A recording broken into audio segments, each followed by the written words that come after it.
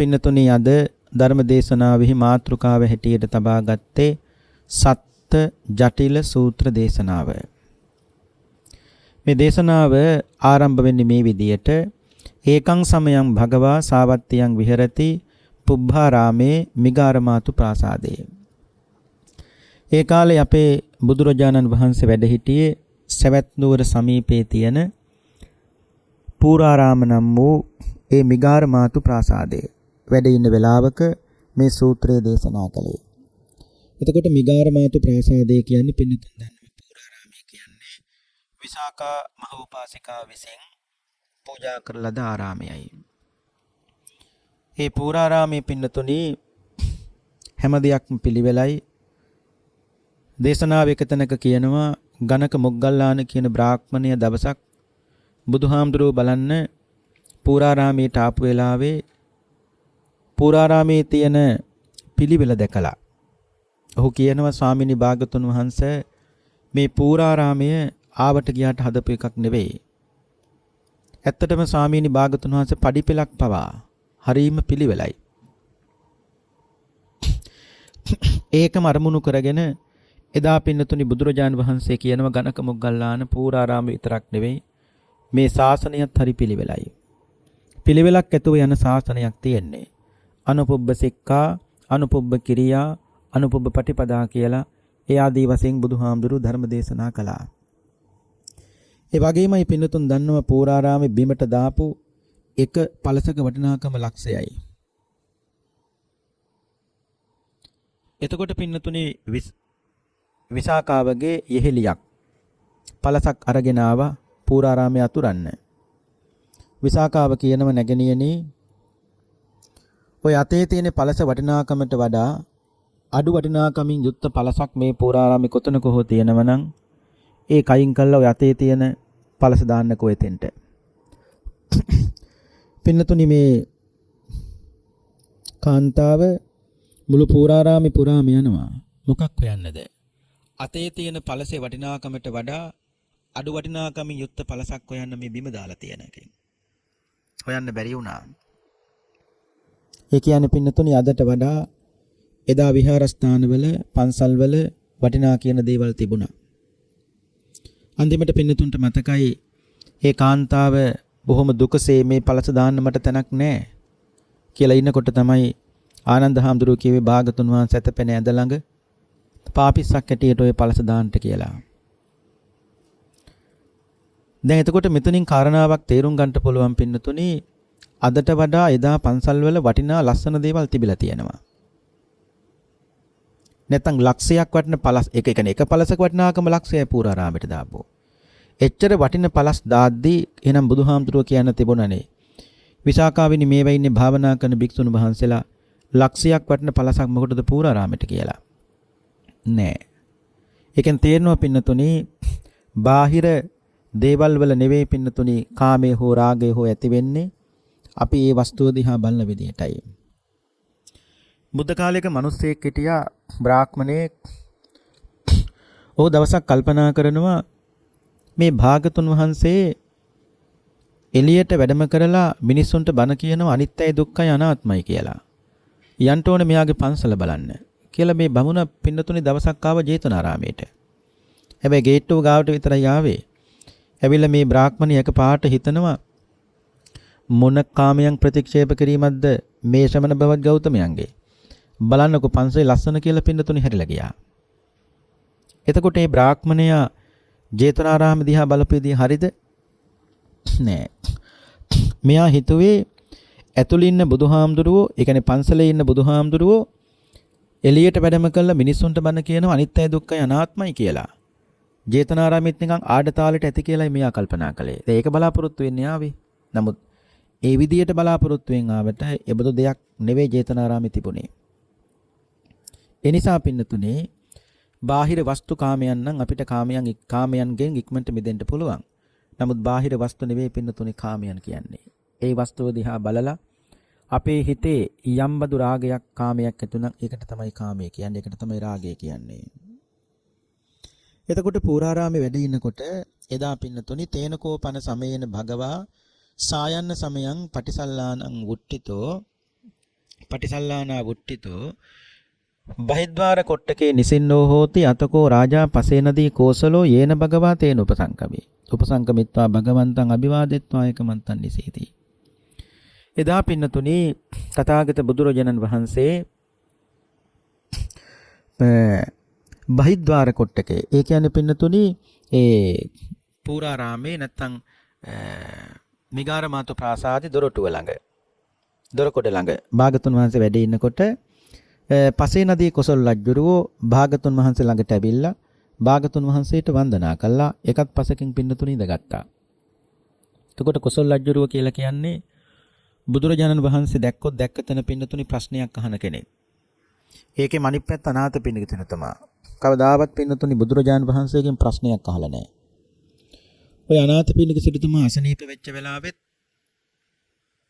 පින්නතුන්ට මතකයි ඒක මිනිස්සෙකුට කතා කළ අනාථ පින්නතුමා කියනවා ඔබ යන්න පන්සලට ගිහිල්ලා බුදුහාමුදුරුවන්ට වැඳලා දෙපාරක් වඳින්න පළවෙනි පාර වඳින්න ඔබ වෙනුවෙන් දෙවෙනි පාර වඳින්න මා වෙනුවෙන් වැඳලා බුදුහාමුදුරුවන්ට කියන්න ස්වාමීනි භාගතුන් වහන්සේ අනාථ පින්නක සිටුතුමා අසනීපයි කියලා දැනුම් දෙන්න කිව්වා. එච්චරයි. ඊට පස්සේ මිනිස්සයෝ නුඹ යන්න සාරිපුත්ත මහරහතන් වහන්සේ ගාවට සරියුත් මහරහතන් වහන්සේට ගිහිල්ලා වඳින්න වැඳලා කියන්න මං අසනීපයි පුළුවන් නම් සිටුමාලිගාවට මා බලන්න එන්න කියන්න වඩින්න කියන්න කියලා. එතනත් බලන්න ඕනේ පින්නතුනි අනාථ පින්ඩිතුමා අසනීප වෙලා අවසාන කාලෙත් බුදුහාමුදුරුවන්ට වඩින්න කිව්වේ නැහැ. කාටද වඩින්න කිව්වේ? සරියුත් මහරහතන් වහන්සේට. අනාථ පින්ඩික සිටුමා තරම් සරියුත් මහරහතන් වහන්සේට ආදරය කරපු කෙනෙක් තවත් හිටියේ නැහැ පින්නතුනි. පුදුමාකාර ආදරයක්. ඉතින් මේ කිව්වේ එතුමා අර අවසාන මොහොතේවත් භාගතුන් වහන්සේට වෙහසක් වෙයි කියලා වඩින්න කිව්වේ නැහැ. නමුත් කොසල් රජුරෝ කියලා කියන්නේ පින්නතුනි බුදුහාඳුරන්ගෙන් ප්‍රශ්න අහනවා. කොසල් රජුරන්ගේ මරණය පින්නතුන් දන්නව දුක්ඛදායකයි. කොසල් රජුරෝත් බුදුරජාණන් වහන්සේත් අතර ඇති වුණු අවසාන ධර්ම සාකච්ඡාව තමයි පින්නතුනි ධම්මචේතිය සූත්‍රය.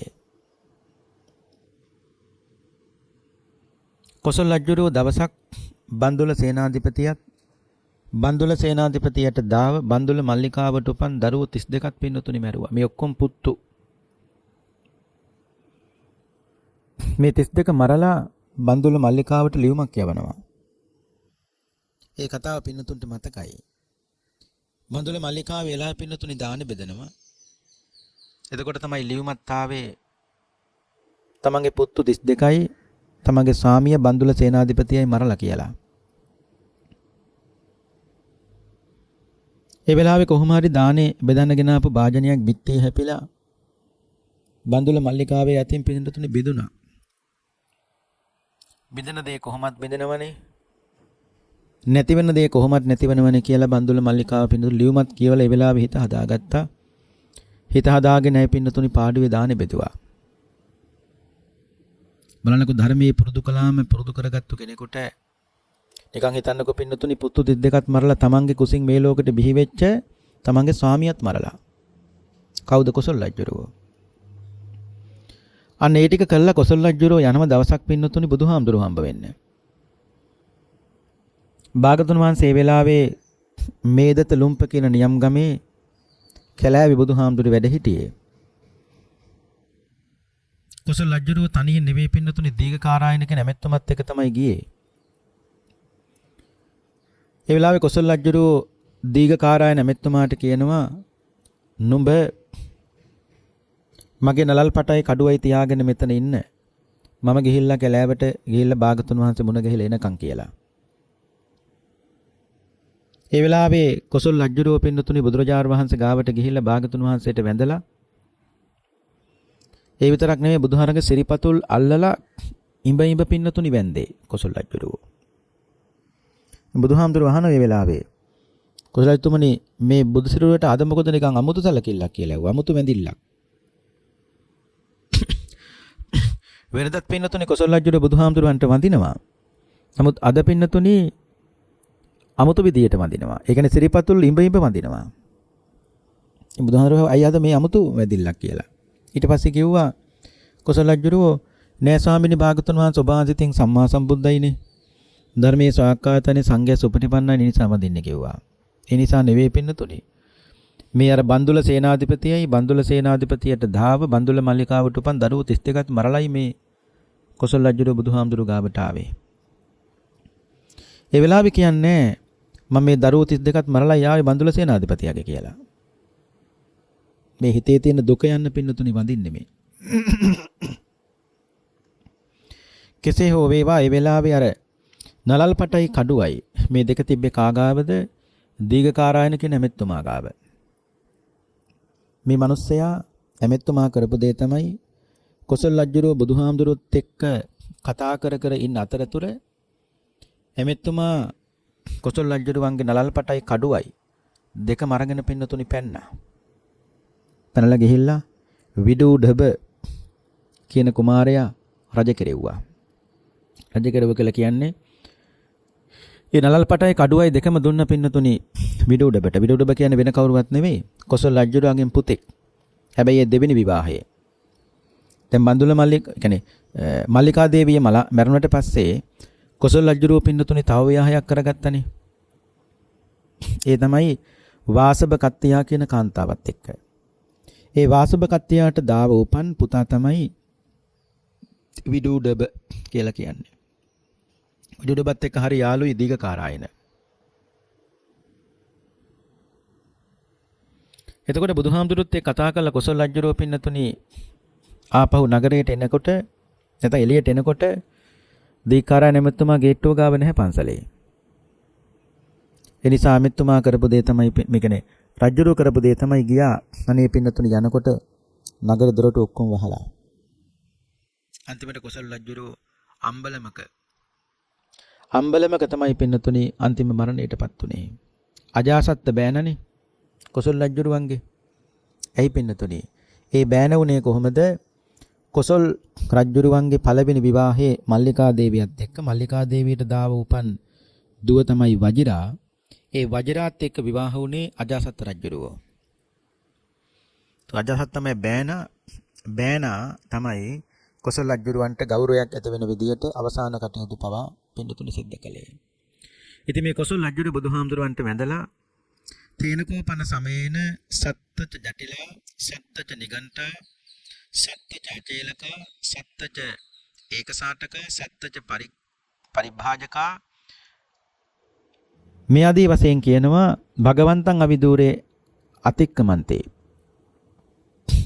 කොසල් රජුරුවෝයි බුදුරජාණන් වහන්සේ මෙහිම මිගාරමාතු ප්‍රාසාදේ ඉන්නකොට පින්නතුනි ජටිලය 7 දෙනයි නිගණ්ඨය 7 දෙනයි ඒ වගේම අචේලකය 7 දෙනයි ඒ වගේම පරිබ්‍රාජකය 7 දෙනයි මේ ආදී වශයෙන් 7 දෙනා පින්නතුනි මිගාරමාතු ප්‍රාසාදේ නැත්නම් පූරාරාම ඉස්සරහින් පින්නතුනි මේකොල්ලෝ හරි බොහෝම ලස්සනට පියවි ගමනින් ඇවිදගෙන යනවා. මේක දැකපු කොසල් රජුරු අතකෝ රාජා පසේනදී කෝසල උත්තායාසන ඒකංසං උත්තරාසංගං කරිත්වා දක්ඛිනං ජානමණ්ඩලං පටවියං නියත්වා යේනතේ සත්තච ජටිලා සත්තච නිගණ්ඨා තේරංජලින් පනාමෙත්වා තික්ඛන්තුං නාමං සාවේසේ. බලන්න මේ ජටිලය 7 දෙනා නිගණ්ඨය 7 දෙනා යනව දැකලා කොසල් රජුරු මොකද කළේ? මෙතන කියනවා පින්නතුනි දක්වින ජානු මණ්ඩලං පටවියං. කොසල් රජුරු මොකද කළේ? දකුණු දන හිස බිමට ගහගෙන පින්නතුනි මේ අත්තංග පැත්තට හැරිලා වැන්දා මේ ජටිලයන්ට. තේනංජලින් පනාමෙත්තා තික්ඛන්තුං නාමං සාවේසේ. තුන් පාරක්ම කියනවා කොසල් රජුරු මොකද්ද? රාජානං බන්තේ පසේ නදී කෝසලෝ රාජානං බන්තේ පසේ නදී කෝසලෝ සාමීනි මම කොසල් රජු වෙමි. ස්වාමිනී මම කොසල් රජු වෙමි. ස්වාමිනී මම කොසල් රජු කියලා තුන් පාරක් පෙන්නතුනේ මේ ජටිලයන්ට එහෙම කිව්වා. අතකෝ රාජා පසේ නදී කෝසලෝ අචිරිපක්ඛන්තේසු තේසු සත්තස ජටිලේසු. ඒ කියන්නේ ඒ ජටිලයන් 7 දෙනා මෙතනින් ටිකක් දුර ගියාට පස්සේ පින්නතුනි කොසල් රජුරෝ කියනවා යේතේ භන්තේ ලෝකේ අරහන්තෝච අරහන්ත මග්ගංච සමාපන්නා ඒතේ තේසං අඤ්‍යතරාති. මේ බුදුහාමුදුරන්ට කොසල් රජුරෝ කියනවා ස්වාමිනී භාගතුන් වහන්සේ ඒගී රහතන් වහන්සේලා.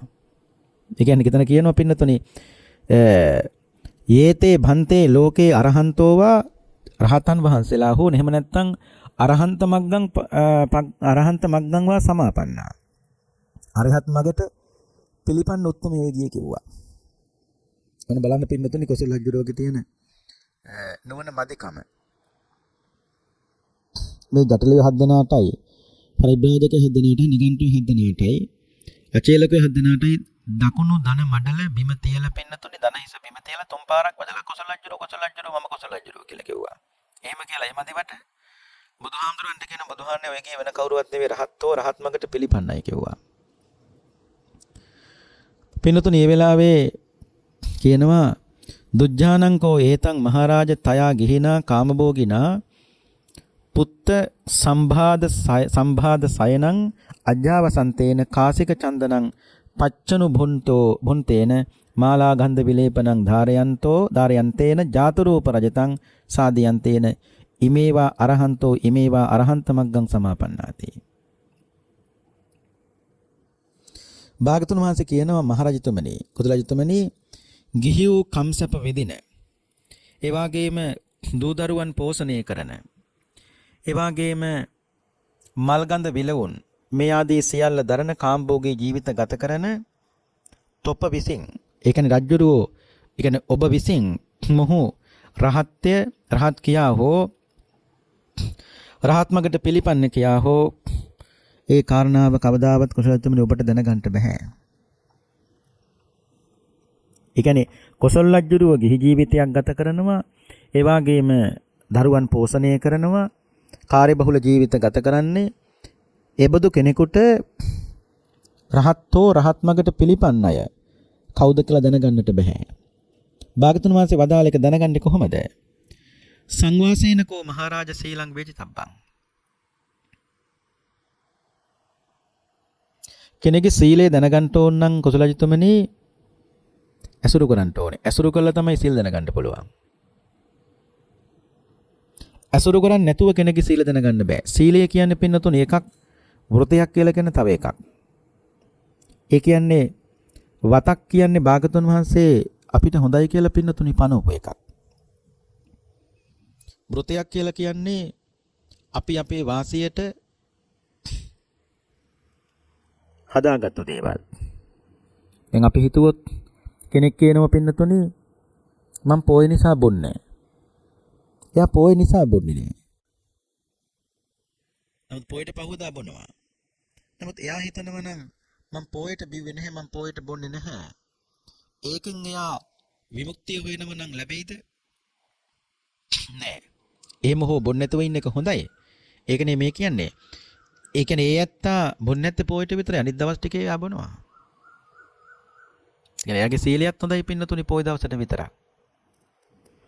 යම් කෙනෙක් කියනවා නම් මම පොය නිසා කටපියන් ඉන්නේ වෙන දවසක් වුණා නම් බලන්න තිබ්බ වෙන දේ. එයාගේ සීලයත් හොඳයි පින්නතුනි පොය දවසට විතරක්. සීලය කියලා කියන්නේ පින්නතුන් දන්නවා අපි සමහර දේශනාවලත් කියලා තියෙනවා පුජ්‍යලයක් නිෂ්ක්‍රීය භාවයට පත් කර රකින්න සීලය පින්නතුනි ඒක සීලය නෙවෙයි. සක්‍රීය පුජ්‍යලයක් තුලයි සීලය මනාව දකින්නට පින්නතුනි පුළුවන්කම තියෙන්නේ. නිෂ්ක්‍රීය පුජ්‍යලයක් තුල සීලය දකින්න බෑ. ඒ කියන්නේ අපි ධර්මශාලාවක වාඩි වෙලා ඉන්නකම් ඒ බණ ටික අහනකම් පින්නතුනි අපි හොඳයි. මතු පිටින් ඇවිල්ලා ධර්මශාලාව දිහා බලනකොට වාඩිලා ඉන්න පිරිස දැකලා එයා කියනවා අන්න සිල්වත්තු. අන්න නියම සිල්වත්තු හොඳට බණ අහනවා. ඒක බැලු බැලමට පින්නතුනි එහෙම හොඳයි. එහෙම තීරණයක් ගන්න පුළුවන්. නමුත් ඒ පුජ්‍යලයන් නිෂ්ක්‍රීයයි වාඩි වෙලා ඉන්නවා. මෙතුපතින් බලනකොට එච්චරයි. නමුත් තේරුම් ගන්න ඕනේ එබඳු කෙනෙක් එබඳු විදියට සීලෙමයි නම් ඒක සීලෙ නෙවෙයි. මේ බණක් අහන්න එපා වාඩි වෙලා එහෙම කියන එකනේ පින්නතුනේ මේ කියන්නේ. අපි නිකන් ඉන්නකම් අපේ සීලය කොහොමත් හොඳයි. එහෙනම් සීලය කියන්නේ මොකද්ද? සීලය කියලා කියන්නේ සක්‍රීය පුජ්‍යලයක් තුළ තමයි පින්නතුනේ සීලය දකින්න පුළුවන්කම ඉන්නේ. කාය වාචානං සමෝදානං සීලං. කය වචන දෙකේ සංවර භාවයට තමයි සීලය කියලා කිව්වේ. දැන් අපි මෙහෙම හිතමුකෝ. ඒ කියන්නේ දැන් බණකින් පස්සේ අපි දන්නවා කොතනක වුණත් පන්සලක වුණත් ගෙදරක වුණත් අඩුමතරම කේක් කෑල්ලක් කිරි පැකට් එකක් දෙනවමනේ බණෙන් පස්සේ. දැන් ඕක ගන්න යන්නෙත් පින්නතුනි බණහලා හොඳට බණහලා පැයක් විතර ඉන්න ඇත්ත තමයි නැගිටලා ඕක ගන්න යන්නේ. දැන් ඒක ගන්න යනකොට පොලිමට ගිහිල්ලා ගන්න බැරි නම් එතන සීලේ නැහැ. කාය වාචානං සමෝදානං සීලං. මේකනේ බණකින් පස්සේ මේකේ කැලක් කන්න කිරි පැකට් එක බොන්න එපා කියන මේ කියන්නේ. දැන් අර වාඩි වෙලා ඉන්නකම් පින්නතුනේ ඒත් හරිය හොඳයිනේ. නමුත් මේක බෙදනකොටනේ මේක දෙනකොටනේ පින්නතුනේ අසංවරකම් ඔක්කොම ඇති වෙන්නේ. අන්න එතකොට බලන්න පුළුවන් සීලය කොතනද කියලා.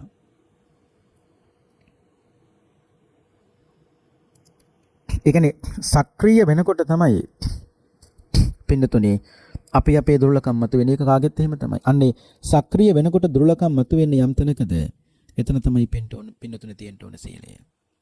දැන් ඉතින් පින්නතුනේ පූසෝ ඒත් එහෙමනේ මී යනකොට උස්සංවරයිනේ. උර්නිස්ක්‍රියයිනේ. දැන් බලන්නකො පූසෙක් එහෙම මීයක් කලන බලන් ඉනකොට ලේනෙක් කලන බලන් ඉනකොට කොච්චර සංවරයිද? දැන් අපි හිතමුකෝ කතා කරන්න බැරි කෙනෙක් ඉන්නවා. එතකොට යාට කතා කරන්න බෑ. එතකොට එයාගෙන් අතින් ඒක කටින් පින්නතුනි මොකුත් වචනයක් පිට වෙන්නේ නැහැ. ඒක බොරුවක් කියවෙන්නෙම නැහැනේ. ඒක ඒ දුර්ලභකම නිසා රැකෙන සීලයක් පින්නතුනි. ඒකේ දුර්ලභකම නිසා රැකෙන සීලයක්. එසා මේ ශාසනයේ සීලය නිසා තමයි ප්‍රඥාව පිරිසුදු වෙන්නේ. ප්‍රඥාව නිසා තමයි සීලය පිරිසුදු කරගන්න පුළුවන්කම තියෙන්නේ. සීලය හොඳයි කියන ඇත්තෝ හිතන්න ඕනේ. දැන් මගේ සීලය හොඳයි. දැන් මං සීලයෙන් ප්‍රඥාව පිරිසුදු කරගන්නට ඕනේ. ප්‍රඥාව හොඳයි කියන ඇත්තෝ හිතන්න ඕනේ මගේ ප්‍රඥාව හොඳයි. මං දැන් ප්‍රඥාවෙන් සීලය පිරිසුදු කරගන්නට උනන්දු වෙන්න ඕනේ. දැන් තේරුම් ගන්න ඕනේ සීලය නිසා තමයි ප්‍රඥාව පිරිසුදු වෙන්නේ. ප්‍රඥාව නිසා තමයි සීලය පිරිසුදු වෙන්නේ. බුදුහාමුදුරු දේශනා කරන්නේ කොසල් රජතුමනි මතක තියාගන්න කෙනෙක්ගේ සීලය මනින්න නම් දැන් කොසල් රජුරෝ කිව්වේ ජටිලයෝ දැකලා ඔයගේ රහතන් වහන්සේලා කිව්වනේ. ඔයගේ රහතන් වහන්සේලා කිව්වා. ඒක නැත්තම් රහත් මගට පිළිපන්නයි කිව්වා. බුදුහාරකෝ ඉතින් කාම්බෝගේ සුදුවත් අඳින මල්ගඳ විලවුන් දරන ඒ වගේම රන්දිදී මසු කහවණු පරිහරණය කරන ඔබ වැනි ගිහියෙක් රහතන් වහන්සේලා කෙහොමද කියලා අඳුනගන්නේ කොහොමද කියලා ඇහුවා. දැන් බුදුහාර කිව්වේ සංවාසේනකෝ මහරජ සීලං වේතබ්බං ආශ්‍රය කළ තමයි සීල් බලන්න ඕනේ. දැන් කියනවා තංචකෝ දීගේ නද්දුනා නයිත්තරා. නයිත්තරන් කියලා කියන්නේ ටිකක් ඇසුරු කළට බෑ පින්නතුනේ. දීගේ නද්දුනා බොහෝ කාලයක් ඇසුරු කරන්නට ඕනේ. එතකොටයි සීල දැනගන්න පුළුවන්. ඊට පස්සේ කියනවා මනසිකරෝතා නොමනසිකරෝතා. නුවණින් මෙනෙහි කර. ඒ කියන්නේ හොඳට නුවණ මෙනෙහි කරන කෙනෙකුට විතරයි. එහෙම නැතුව මේ අමනසිකාරය එහෙම නැත්නම් නුවණින් මෙනෙහි කරන්න දෙ කෙනෙකුට බෑ පින්නතුනි. ඒ සීලය හඳුනගන්න. පඤ්ඤවතානෝ දුප්පඤ්ඤේන. හැබැයි ප්‍රඥාවන්තයෙකුට විතරයි මේ හඳුන ගන්න පුළුවන්. දුෂ්ප්‍රඥයෙකුට එහෙම හඳුනන්නට බෑ පින්නතුනි. ඊට පස්සේ කියනවා සංඝෝහාරේනකෝ මහරජ සෝචයං වේදිතබ්බං.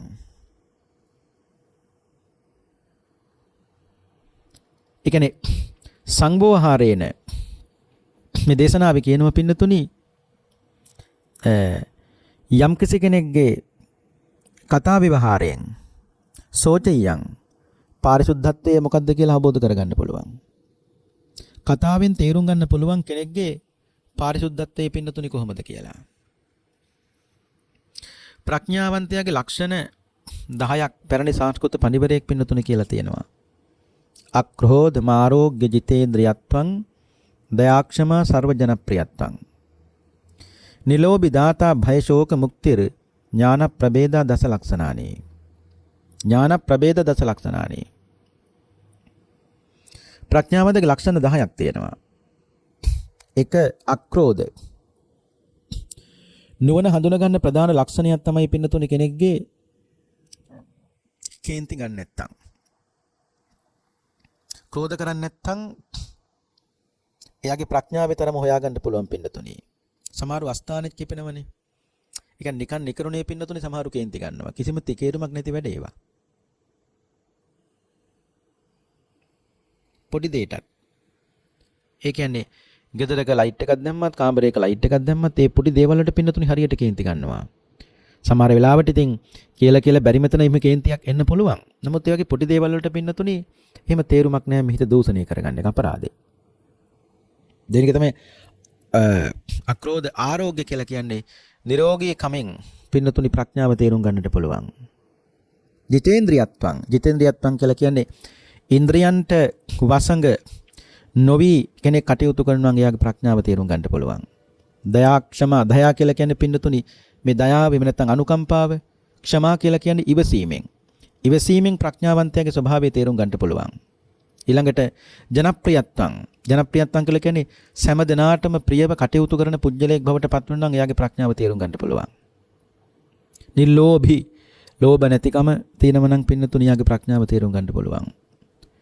දාතා කියලා කියන්නේ පරිත්‍යාගශීලී බව. බය කියලා කියන්නේ බයෙන් තොරව පින්නතුණි කටයුතු කිරීම. ඊට පස්සේ කියනවා ශෝකයෙන් තොරව කටයුතු කරනවා නම් ඒ කියන්නේ විපතේදී එහෙම නැත්නම් දුකක් කරදරයක් ඇති වෙච්ච වෙලාවට ඒක දරා ගන්න පුළුවන් නම් ධර්මානුකූලව එයාගේ ප්‍රඥාව පින්නතුණි හිතා ගන්න පුළුවන්. මෙතෙන්දී බුදුහාමුදුරුවෝ කියනවා සංවෝහාරේනකෝ මහරජ සෝචයන් වේජතබ්බං. කියන්නේ කතා ව්‍යවහාරයෙන් හිතා ගන්න පුළුවන්ක ඔයාගේ පාරිශුද්ධත්වය කියන්නේ කොහොමද කියලා. පින්නතුණි අපි සමහර වෙලාවට පහදින්නෙත් එතෙන්ටමයි කලකිරෙන්නෙත් පින්නතුණි එතෙන්ටම තමයි. ඒ කියන්නේ පැහැදුණු තැනටම කලකිරෙන ස්වභාවයක් තියෙනවා. ඔය පින්නතුණි එක තාපසයෙක් හිටියා. ඒ තාපසයා කූට, ඒ කියන්නේ හොර තාපසයෙක්. දවසක් පින්නතුනි මේ තාපස්තුමා පිණ්ඩපාත යනවා. පිණ්ඩපාත යනකොට මේ තාපස්තුමාට හම්බෙනවා තලගොයි මස්. මිනිසුන්ගෙන් අහනවා මේ මස් මොනවද කියලා. මිනිස්සු කියනවා ඔය තලගොයි මස් කෙව්වා. දැන් මේ තාපස්තුමාට මේ තලගොයි මස් කන්න පින්නතුනි පුදුම ආසාවක් ඇති වුණා. දැන් පින්නතුනි දවසක් අපේ බෝසතාණන් වහන්සේ තලගොයෙක් වෙලා ඒ කුලේ පින්නතුනි උප්පත්ති ලැබලා හිටියා. තලගොයෙක් වෙලා. දවසක් මේ තාපස්තුමාගේ ආරාමයේ නැත්නම් මේ ආශ්‍රමයේට මේ බෝසත් තලගොය ඇවිල්ලා කියනවා කින්තේ ජටාහි දුම්මේද කින්තේ අදින සාටියා අබ්බන්තරං තේගානං බාහිරං පරිමජ්ජසේ. කින්තේ ජටාහි දුම්මේද නොබ ඔය දරන ජටාවෙන් ඇති ඵලය මොකද්ද කියලා ඇහුවා. කින්තේ අජින සාටියා නොබේ ඔය අඳුන් දිවිසමින් ඇති වැඩේ මොකද්ද කියලා ඇහුවා.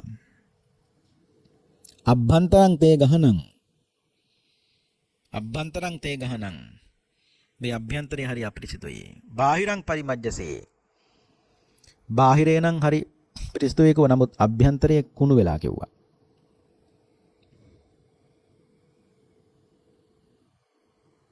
තමන් තුළ රාගයේ තියෙනව නම් රාගයේ තියෙන බව දැනගෙන රාගය නැති කරන වැඩපිළිවෙලක පින්නතුනි අපි ප්‍රඥාවෙන් යෙදෙන්න ඕනේ. අපේ ළඟ දුස්සීලකම් තියෙනව නම් දුස්සීලකම තියෙන බව දැනගෙන ඒක නැති කරගන්න ප්‍රඥාවෙන් යෙදෙන්න ඕනේ. ඒකයි වටින්නේ. මට හරියට කේන්ති යනවා මට මොන බනද එහෙම හිතන්න එපා. එහෙම හිතුවොත් මතක තියාගන්න ඕනේ ඒ ක්‍රෝධය ඒ කේන්තිය තවත් උත්සන්න වෙනවා මිසක ඒක නැති වෙන්නේ අඩු වෙන්නේ නැහැ පින්නතුනි. ඒක නැති කරගන්න පුළුවන්කම තියෙන ධර්මයෙන් විතරයි. ඒ නිසානේ බුදුහාමුදුරු මේ කොසල් රජුරවන්ට කියන්නේ ඇසුරු කරනකොට තමයි සීල දැනගන්න පුළුවන්. කතා ව්‍යවහාරයෙන් තමයි කෙනෙක්ගේ පාරිශුද්ධත්වය දැනගන්න පුළුවන්කම තියෙන්නේ. දැන් ඔය බුද්ධ කාලේ පින්නතුන් දන්නවා ස්වාමීන් වහන්සේ නමක් හිටියා. මේ පන්සලට මිනිස්සුන්ට කතා කරන්නේ වසලේ කියලා කතා කරනවා.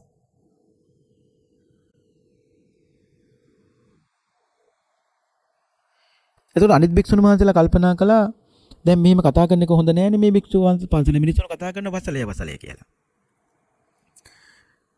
දැන් මේ රහතන් වහන්සේ කෙනෙක්. දැන් රහතන් වහන්සේ කෙනෙක් මිනිස්සුන්ට කතා කරන වසලේ කියලා. ඉතින් බුදුහාන්ට කිව්වම බුදුහාරු මේ භික්ෂුන්ට කතා කළා. කතා කළා ඇත්තද භික්ෂුන් ඔබ මේ මිනිස්සුන්ට වසලේ කියලා කතා කරනවා. එහෙමයි ස්වාමීනි. බුදුහාරු කලබලුනේ බුදුහාරු බැලුවා අතීතයේ පිළිබඳව කොහොමද කියලා. අතීතයේ බලනකොට මේ භික්ෂුව පින්නතුනි වසල කුලයක ඉපදිලා. දැන් වසලියව කතා කරන්නේ මේ විදිහටනේ. අන්නේ සාංශාරික පුරුද්ද. ඒවට කියන්නේ පින්නතුනි වාසනා ගුණ කියලා. වාසනා ගුණ කියලා කියන්නේ සාංශාරික පුරුදු. රහතන් වහන්සේ රහත් උනත් මතක තියාගන්න රහතන් වහන්සේට සසර පුරුදු තියෙනවා පින්නතුනි. නමුත් බුදුහාමුදුරුවෝ සියලු කෙලෙස් ප්‍රහාණය කරනකොට බුදුහන්ට සසර පුරුදු නැහැ. රහතන් වහන්සේ දැන් සියලු කෙලෙස් නැති කරලා පිරිනිවන් පානවා. බුදුහාරු සියලු කෙලෙස් නැතිලා පිරිනිවනවා. නමුත් වෙනස තමයි පින්නතුනි මොකද්ද? රහතන් වහන්සේ සියලු කෙලෙස් නැති කළාට රහතන් වහන්සේට සසර පුරුදු තියෙනවා. දැන් බුද්ධ කාලේ තමයි භික්ෂුවක් හිටියේ පින්නතුනි. දැන් මේ කිව්වේ දැන් බාහිරින් බලලා කෙනෙක් තීරණය කරන්න බෑනේ. ඒ කියන්නේ මේ භික්ෂුව දැන් මිනිස්සුන්ට වසලේ කියලා කතා කළා. ඒක හරි.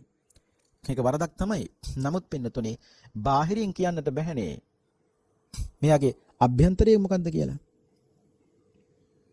බුද්ධ කාලේ තව භික්ෂුවක් හිටියා මේ දැන් වළඳපු දේ පින්නතුනි නැවත වමාර වළඳනවා. දැන් මේක දැක්ක භික්ෂුන් වහන්සේලා මිනිස්සු කියලා බුදුහාන්ට මේ ගිහින් කිව්වනේ. භාගතුන් වහන්සේ මේ භික්ෂුවට කතා කළා. ඇත්තද කියලා ඇත්ත කියලා කිව්වා. අනේ පින්නතුනි බුදුහාමුදුරුව බලනකොට භාගතුන් වහන්සේ දැක්ක මේ භික්ෂුව පෙර ජීවිතේ මේ ගවයෙක් වෙලා, ඒ කියන්නේ හරකෙක් වෙලා ඉපදිලා. ඒ ත්‍රිසං ආත්මභාවයෙන් මිදිච්ච ගමන් තමයි පින්නතුනි මනුස්සාත්ම භාවයක් ලැබුවේ. මිනිසත් බවක් ලබාගෙන පැවිදි වුණා. පැවිදි වෙලත් පින්නතුනි අන්න අර බලන්නකො පුරුද්ද. දැන් පින්නතුන් දන්නවනේ හරකගේ ස්වභාවය. කොයි වෙලාවෙත් ඌ හපනවනේ. දිවාරය නොබලා ඌ හපනවා. කොයි වෙලාවෙත් උගේ කට හෙල්ලෙනවා. ඒ කියන්නේ හරකා මේ කාපු දේවල් පින්නතුනි නැවත වමාර කනවා හරකා. එතන මේ භික්ෂුවත් පින්නතුනි මේ විදියට. ඉතින් මේ කිව්වේ බාහිරින් බල්ල එහෙම තීරණයක් ගන්න බෑ. රහත්ෝ රහත් මගට පිළිපන් හෝ හේ දැනගන්න නම් කාලයක් ඇතුළු කරන්න ඕනේ සීල දැනගන්න. ඒක සංස්කෘත පඬිවරයෙක් කියනවා දරුවෝ මේ ලෝකේ කොටස් තුනකට බෙදෙනවා. අජාත මෘත මූර්ධ. අජාත මෘත මූර්ධ. අජාත කියලා කියන්නේ නූපන් දරුවා. මෘත කියලා කියන්නේ මැරිච්ච ළමයා.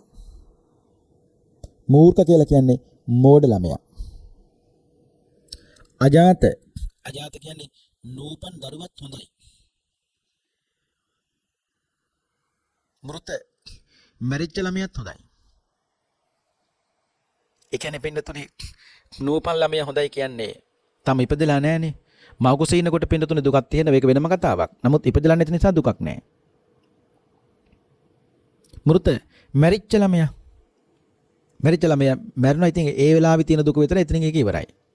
නමුත් මූර්ඛ මෝඩ ළමයා පණ තියෙන තාක්කල් පින්නතුනි දුක් දෙනවා. මෝඩයා පණ තියෙන තාක්කල් පින්නතුනි දුක් දෙනවා. ඒ මෝඩයාගේ ස්වභාවය. මැරිච්ච කෙනා මැරුණ ඒක හරියි. කුසේ ඉන්න කෙනා කුසේ මව කුසේ ඉන්නකන් දුක විතරයි. නමුත් මෝඩ දරුවෙක් ඉන්නව නම් පින්නතුනි මුළු ජීවිත කාලෙම දුක් දෙනවනේ.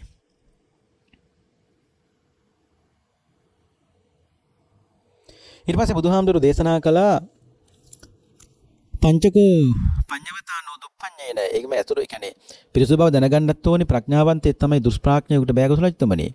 ඊට පස්සේ කියනවා ආපදාසකෝ මහරජා තාමෝ වේජිතබ්බෝ. ආපදාසකෝ මහරජා තාමෝ වේජිතබ්බෝ කියලා කියන්නේ විපතේදී තමයි කරදරයක් වෙච්ච වෙලාවදී තමයි ඉවසීම බලන්න පුළුවන්කම තියෙන්නේ.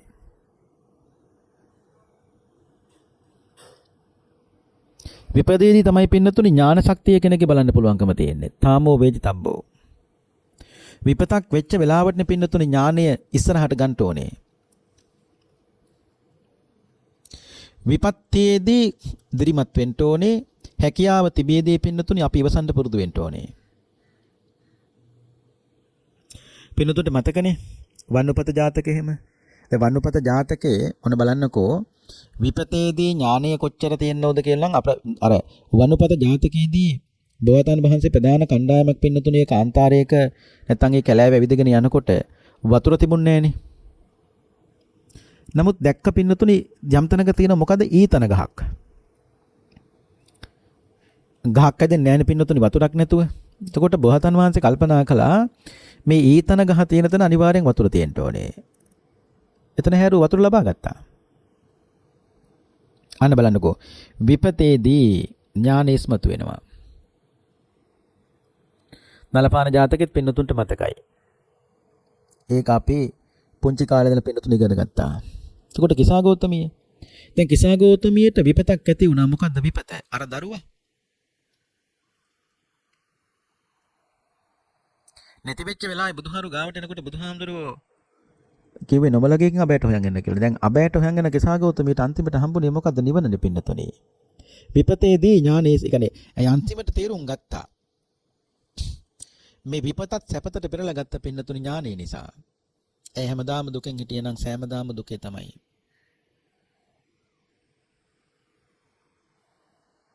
කොයි වෙලාවකවත් දුකක් දුකට පෙරලන්න එපා. දුකක් හැම වෙලාවෙම පෙරලන්න පින්නතුනේ සැපතට. දුක දුකට පෙරළුවෙත් හැමදාම දුකේම තමයි. ඒක තමයි ඇත්ත කතාව. කරදරයක් වෙච්ච වෙලාවට පින්නතුනේ අන්නදුල වැඩක් නැහැ. අර එක තැනක කියනවා ප්‍රාකෘත පඬිවරයෙක් කියනවා මේ බය වෙන්න කලින් බිය වෙන්න එපා. ආවට පස්සේ බය වෙලා වැඩක් නැහැ. ආවට පස්සේ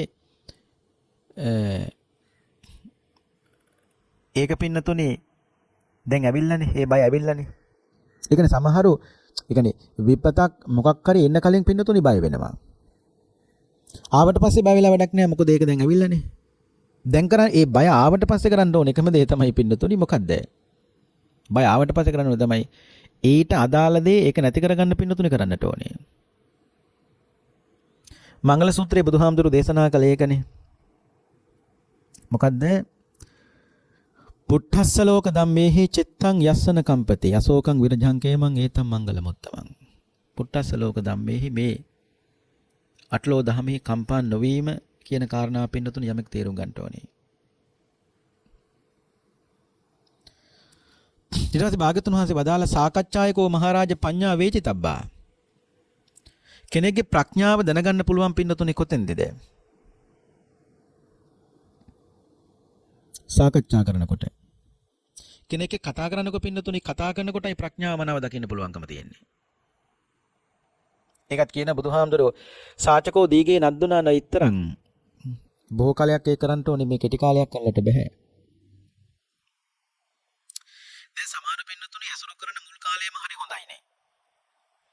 කාලයක් ඇසුරු කරනකොට සමහර පින්නතුනේ වෙනස් වෙනවා. එතකොට අපි හිතනවා අපි කල්පනා කරනවා දෙයනේ. දැන් මේ මිනිස්සයා මේ ඇසුරු කරපු මුල් කාලේ හරි හොඳයි දැන් තමයි මේ ඔක්කොම කියලා. නෑ පින්නතුනේ මේ මිනිස්සයාගේ ඉස්සර ස්වභාවයත් එහෙම තමයි. ඒ යථා ස්වභාවය කෙනෙක්ගේ මතුවෙන්නේ පින්නතුනේ කාලයක් යනකොටයි. හැබැයි එහෙම කාලයක් යනකොට ඒ ඇත්තගේ දුර්ලකම් මතුවනා කියලා අපි දුක් කියලා වැඩක් නැහැ. කෙනෙක් ඇසුරු කරන්න එපා කිව්ව නෙමෙයි ඇසුරු කරන්න ඕනේ. ඒ ඇසුරු කරනකොට දුර්ලකම් මතුවෙනවා. ඒ මතුවනාට පස්සේ තේරුම් ගන්න ඕනේ මෙයාගේ ඉස්සර ස්වභාවයත් මේක වෙන්නේ නැති මේ දැන් තමයි මේ ඔක්කොම මතුවෙන්නේ කියලා. කෙනෙක් ඇසුරු කරනකොට තමයි දුර්ලකම් මතුවෙන්නේ පින්නතුනේ. හැබැයි එහෙම ඒ වෙලාවට තමන් හිතට ඉදලා ගන්න හොඳ නෑ. ඇසුරු කරන්න ඕනේ පින්නතුනේ මිනිස්සු. හැබැයි වෙනස් වෙන බව දැනගෙන. එදාට වෙනස් වුණත් දුක නෑනේ. ඊට පස්සේ කොසලජ්ජරෝ කියන අච්චරියම් බන්තේ අබ්බුතම් බන්තේ යාව සුභාසිත මිදං බන්තේ භගවන්තං දුජ්ජානංකෝ ඒතං මහරජ තයා ගිහිනා කාමභෝගිනා. අන්තිමට කියනවා ස්වාමිනී භාගතුන් අච්චරියම් බන්තේ ස්වාමිනී භාගතුන් වහන්සේ ඇත්තටම ආශ්චර්යයි. අබ්බුතම් බන්තේ බුදුහානේ හරීම අද්භූතයි. යාව සුභාසිත මිතම් බන්තේ භගවතෝ. ඇත්තටම භාගතුන් වහන්සේ මේක සුභාසිතයක්මයි. ඒතේ බන්තේ මම පුරිසාය චාරා ඕවරකා ජනපදං ඕවරිත්වා ආගච්ඡන්තේ. ඒ කියන්නේ කොසලජ්ජුරෝ කියනවා ස්වාමිනී භාගතුන් වහන්සේ මේ පුරුෂයෝ එතන ඔයගේ ජටිලේ ඔයගේ ආජීවකේ ඔයගේ පරිත්‍රාජක බුදුහාමි රහතන් වහන්සේලා නෙවෙයි. ඒ ගේ බුදුහාමි මගේ චරපුරුෂයෝ කිව්වා. ජනපදෙන් ඕවරිත්වා ආගච්ඡේ උන් කරන්නේ මොකද්ද? රට වලට ගිහිල්ලා එක එක ජනපද වලට ගිහිල්ලා එක එක ප්‍රදේශ වලට ගිහිල්ලා ඒ ප්‍රදේශ වල තත්ත්වය ඇවිල්ලා මට කිය නැත්තෝ කිව්ව ඔය.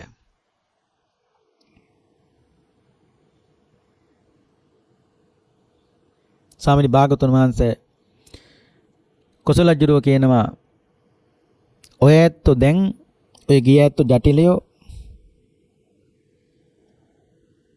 හොඳට නාලා හොඳට පිරිසිදු වෙලා තව චුට්ටකින් මගේ ළඟට එනකොට පඩි ගන්න.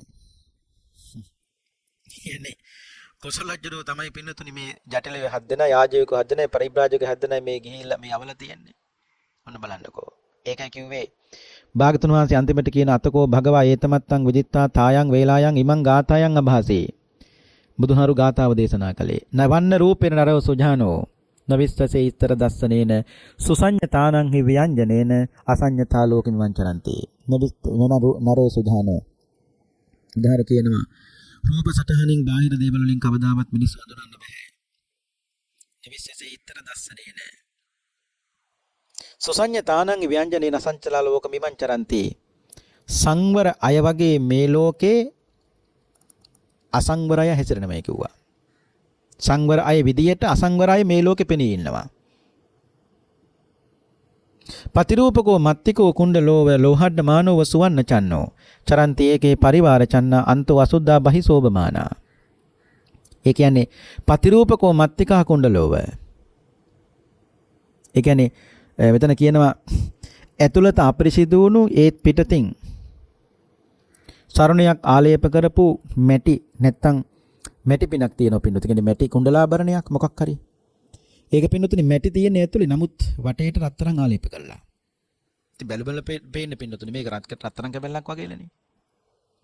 ඒ වගේ චරන්ති ඒකේ පරිවාර චන්න අන්තෝ අසුද්ධා බහිසෝබමාන සමහර පිරිවර වට කරගෙන ජීවත් වෙනවා. ඒ උනට පින්නතුනි ඇතුළත හරි අප්‍රේෂිතයි. අන්තෝ අසුද්ධා බහිසෝබමාන පිටතින් හොඳයි කිව්ව නමුත් ඇතුළත හරි අප්‍රේෂිතයි කිව්වා. මේ තමයි පින්නතුනේ සමාජයේ කෙනෙක් අඳුන ගන්න පුළුවන් කියපු කරුණ ටික පින්නතුනේ භාගතුන් වහන්සේ වදාලේ සංවාසේනකෝ මහරජා සීලස සීලං වේතබ්බං ඇසුරු කළා තමයි සිල් දන ගන්න ඕනේ. ඒ ගානේ ඊට පස්සේ කියනවා සංවෝහාරේනකෝ මහරජා සෝචෙයං වේජිතබ්බං කතා විවහාරයෙන් පින්නතුනේ පවිත්‍ර බව දැන ගන්න පුළුවන්. ඒක දීර්ඝ කාලයක් ඇසුරු කරන්න ඕනේ. ඒ වාගේ විපතේදී තමයි ඥාන ශක්තිය දැනගන්න පුළුවන්. ඒ වගේම තමයි පින්නතුනි බුදුහාමුදුරු දේශනා කරනවා සාකච්ඡාවෙන් තමයි කෙනෙක්ගේ නුවණ කියන එක දැනගන්න පුළුවන්කම තියෙන්නේ. මෙන්න මේ කරුණ සමාජයේ කෙනෙක් ඇසුරු කරනකොට ඇසුරු කිරීමේදී පින්නතුනි බොහෝ සෙයින් අපිට වැදගත් වෙනවා. භාගතුන් වහන්සේගේ දේශනාව මේ සත්ත්‍ය ජටිල සූත්‍රයේ කෝසල සංයුත්ත නිකායේ තියෙන සූත්‍ර දේශනා බොහොම ලස්සන දේශනාවක්. මේ දේශනාව ශ්‍රවණය කිරීමෙන් පහළ කරගත්තා වූ සියලුම කුසල් බැලින් පින්වත් හැමදෙනාටම උතුම් වූ අමා මහ නිර්වාණ අවබෝධයම සාක්ෂාත් වේවායි සාදු කියලා ප්‍රාර්ථනා කරන්න.